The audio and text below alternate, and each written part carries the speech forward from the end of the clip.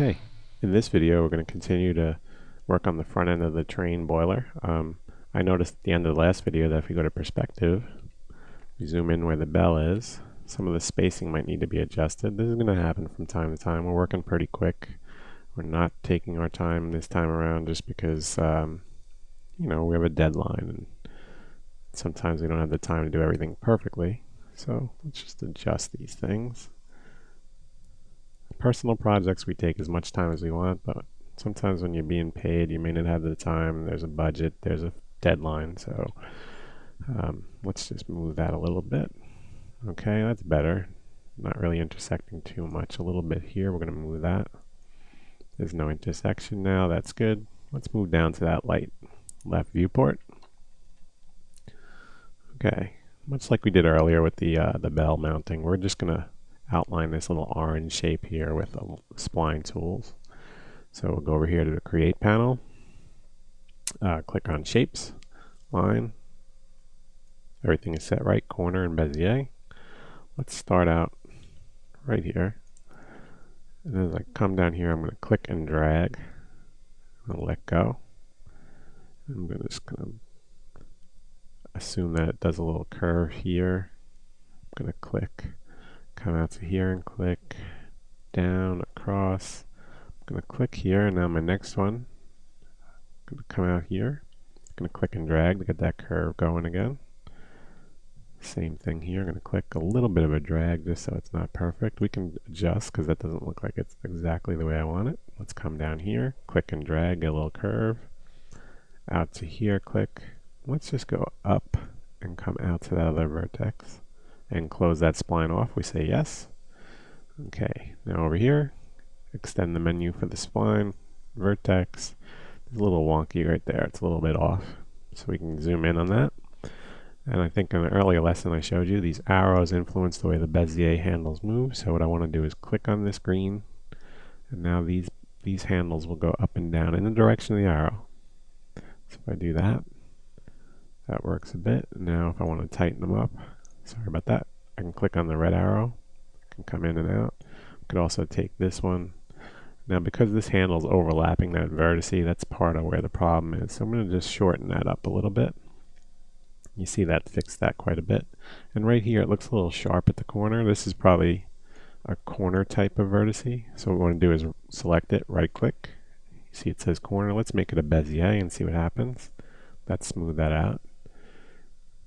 So now we have a good outline for our mount. We're going to go into perspective again. F3, let's do extrude. And let's say, as earlier it was like a ½ inch, which it is now. I'm going to say that's a good value. And I'm going to go to top viewport. F3, I'm going to move that out. And I'm going to say we should come out a little bit further for now, because I think the headlight's kind of wide. It needs to be mounted like that. Let's make a copy, or shift dragging that piece of mesh over. We're going to make it an instance actually, so if we change it, any changes made to one will go across to the other. Okay, so there we have that mount for the front headlight. So let's go to the left viewport again. And now we can use a spline to just outline this and lathe it and make the headlight. I think I'm going to stick with that. Could do the same thing by using a cylinder primitive and pulling it out and then doing extrusion to get this little piece. But I think for the workflow we're doing right now, the splines just make a lot of sense. So I'm going to start a new spline right here in the middle, approximate middle. I'm going to click all the way around. There's a little rim here, comes forward. I'm going to kick back this way.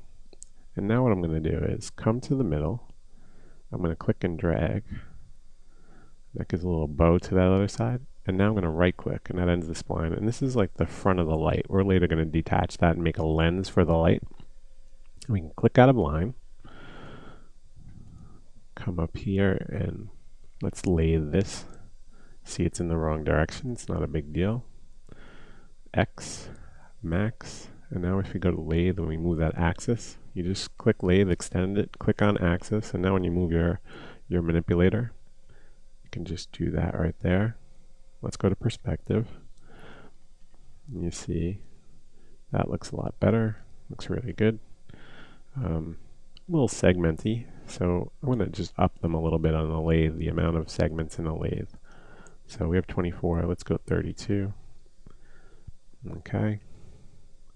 Alright, so with that, again, any adjustments we want to make to this, we can do either at the line level, or we can do above the lathe with edit poly. What you don't want to do is if we add edit poly, we don't want to come back below the lathe and change the lathe value. Like we have 32 segments. If you change that number, it's going to throw off all of your edit poly edits above it. So think ahead. You can always collapse this down and add segments or divide it, subdivide it, whatever you like. But for the time being, I'm going to add edit poly.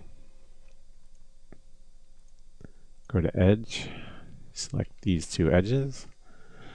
I'm going to do a loop selection by Alt L. And now we're going to just do a little chamfer.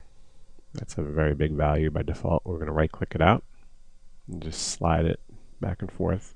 That looks good to me. It's just a little, it's going to catch a little kiss of highlight.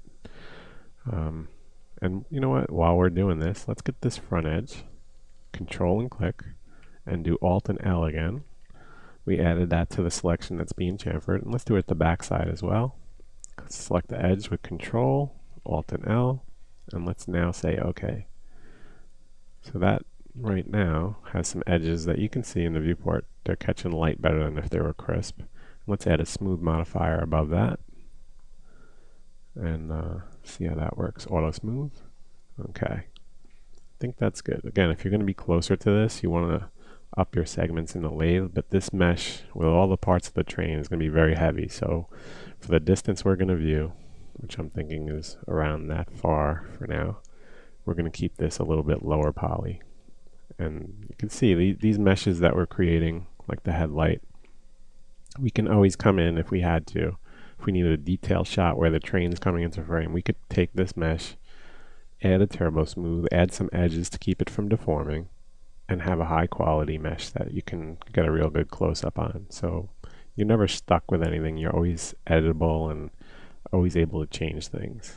So with that said, I'm going to pause the video, and in the next video we're going to do the little shade for the light and the little front plate that goes here. Also remember, let's save our file, and I'm going to pause the video now.